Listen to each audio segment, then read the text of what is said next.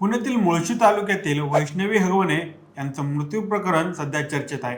त्यांनी आत्महत्या केल्याचं सुरुवातीला समोर आलं होतं, पण त्यांच्या शवविच्छेदनातून अहवालात शरीरावर मारहाणीच्या खुणा सापडल्या आहेत.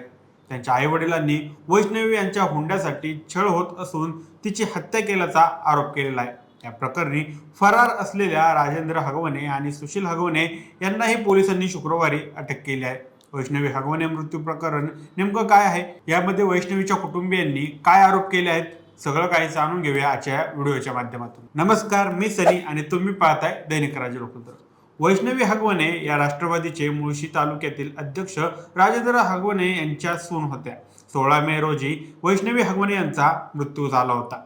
सुरुवातीला त्यांनी आत्महत्या केल्याचं सांगितलं जात होतं, मात्र त्यांच्या शरीरावर वर्ण आढळल्यानं तिच्या पालकांनी वैष्णवीची हत्या झाल्याचा आरोप केला. यानंतर ही आत्महत्या की हुंडाबळी असा प्रश्न उपस्थित झाला. वैष्णवी हगवणे आणि शशांक हगवणे यांचा 28 एप्रिल 2023 रोजी विवाह झाला होता. त्यानंतर सासरच्या लोकांकडून तिला वारंवार त्रास दिला जात असल्याचं तिच्या पालकांनी दिलेल्या पोलीस तक्रारीत म्हणलं आहे. वैष्णवीचे वडील अनिल कसपटे यांनी दिलेल्या तक्रारीनुसार लग्नाच्या वेळीस 51 तोळे सोनं, फॉर्च्युनर गाडी, चांदीची भांडी आणि सुचवलेल्या कार्यालयात लग्न लावून देण्याचं मान्य करून घेण्यात आलं होतं.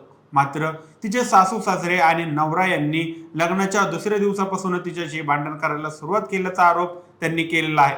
लग्नाच्या 4 ते 5 महिन्यानंतर वैष्णवीच्या सासू लता हगवणे यांनी चांदीच्या भांड्यांची मागणी केली.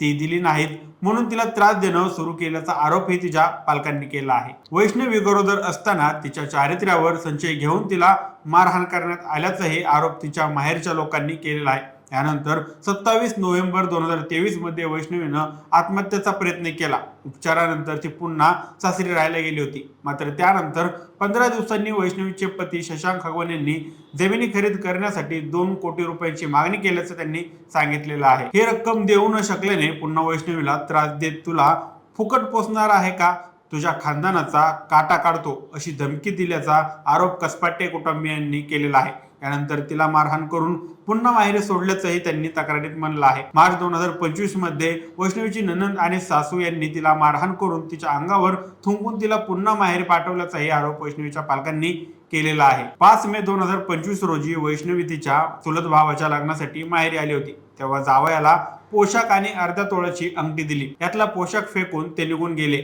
आणि वैष्णवीला माहेरी थांबू द्यायला नकार दिल्याचाही आरोप त्यांनी केलेला आहे. 16 मे रोजी वैष्णवीच्या नातलगांना फोन करून तिला माहेर न्यायला सांगा असे शशांक यांनी कळवल्याचं त्यांनी म्हटलं आहे. तसंच संध्याकाळी याच नातलगांनी वैष्णवीनं आत्महत्या केल्याचं सांगत रुग्णालयात येण्यासाठी कळवल्याची माहिती कसपटे कुटुंबियांनी दिलेली आहे. वैष्णवीचा शवविच्छेदन अहवाल प्राप्त झाल्यानंतर अनेक धक्कादायक बाबी समोर आल्या. या अहवालात तिच्या शरीरावर धारदार वस्तूंनी वार केल्याच्या खुणा आणि अनेक जखमा आढळून आल्या. वैष्णवीचे सासरे राजेंद्र हगवणे हे उपमुख्यमंत्री अजित पवार यांच्या नेतृत्वातील राष्ट्रवादी काँग्रेस पक्षाचे नेते आहेत. या घटनेनंतर राजेंद्र हगवणे आणि त्यांचा दुसरा मुलगा सुशील हगवणे फरार झाले, तर वैष्णवीचा पती शशांक हगवणे, सासू लता हगवणे आणि नणंद करिश्मा हगवणे यांना पोलिसांनी अटक केली आहे. अटक आरोपींना 26 मे पर्यंत पोलीस कोठडी सुनावण्यात आली आहे.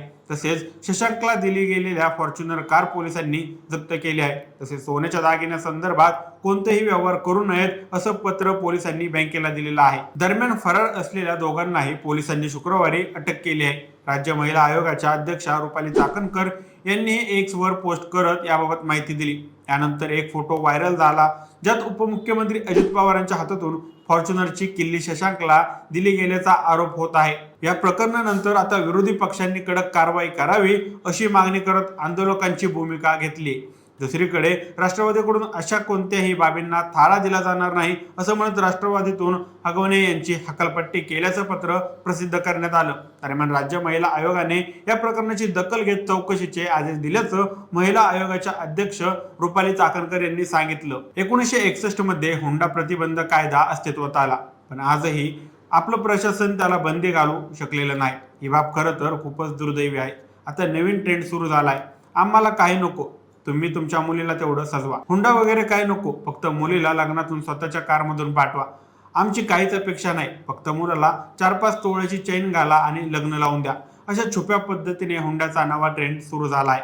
या गोष्टी आपण लक्षात घेतलेल्या पाहिजे. वैष्णवी हत्या प्रकरण आणि अशा हुंडा प्रकरणाबाबत तुम्हाला काय वाटतं तुमची मते आणि प्रतिक्रिया आम्हाला कमेंट करून नक्की कळवा आणि जर दैनिक राज्य लोकतंत्र चॅनलवर नवीन असाल तर चॅनलला नक्की सबस्क्राईब करा. धन्यवाद.